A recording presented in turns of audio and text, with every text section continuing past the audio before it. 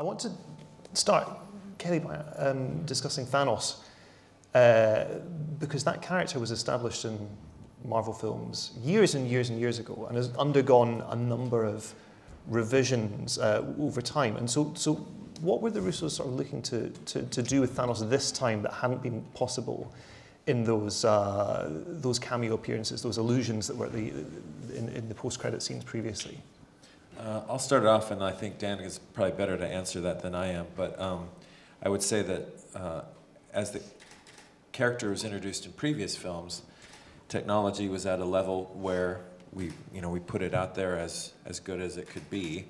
But over the last few years, technology, especially in the area of capturing facial performance, has increased dramatically, and we created technology on this particular show that hadn't been used before, and did a proof of concept test, and that got to the Marvel executives, to the directors, and to Josh Brolin, who played Thanos, and seeing the nuances of his performance, being able to come through with that technology, I think really changed the film. But I think Dan probably has a good follow-up for that. Yeah, well, it's something that it was the first time Josh Brolin was really integrated into the process. He had provided the voice before, but when we started out, we took when we first kind of started revamping the design, based on the script, we knew, the types of things that character would have to carry in terms of the story. And so we took the original sculpt and then started incorporating more of Josh Brolin's face into the design of Thanos, because getting the higher level of detail and bringing it closer to Josh would actually let that performance come through more. And then from the Russos' point of view, it was something that they wanted to create this kind of seamless way that Josh could go out there and perform, and actually, and feel his character. And one of the things that came out through the test that we did is we knew Josh wouldn't really have to have any limitations on himself. He didn't have to act through the mocap. He didn't have to act to the helmet cam. And it was something that, the script, Thanos was definitely, was a huge part of the script, but based on the test and seeing what performance could actually come through, it actually influenced the weight of Thanos in the movie and the types of things he would do to carry the plot forward. And so from that point, it was kind of a learning experience that paid off, getting it solved early, so that Thanos got more and more screen time as we went along. Mm-hmm.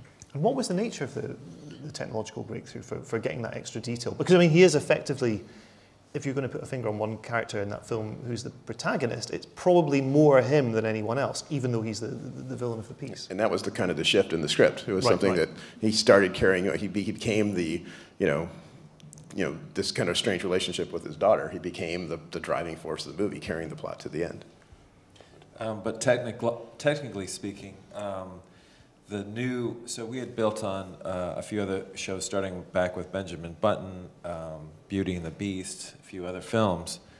And I think the biggest change, what happened was, before, like for example in Beauty and the Beast, you could capture a high-resolution face, but often the actor had to sit in a very sterile, weird environment with an array of cameras, and those things would take the surface detail, and then that would be applied later.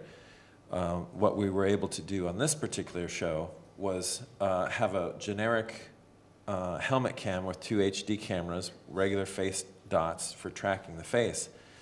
Very low resolution, but that low resolution tracking information can go into a system that has enabled some proprietary machine learning techniques, some artificial intelligence type stuff. And it would, based on a big data set of how that particular human being's face moves, in this case Josh Brolin, and it's not warping the image, it's not warping the geometry or anything like that. It says, okay, if this low resolution face is doing this based on his helmet camera performance, then this is what his face would be doing in a high resolution way. And that's ended up being a much higher resolution than had we just sat him down in a chair and done it that way. But the added benefit was that he's now acting with his other actors, which gives a huge boost in performance.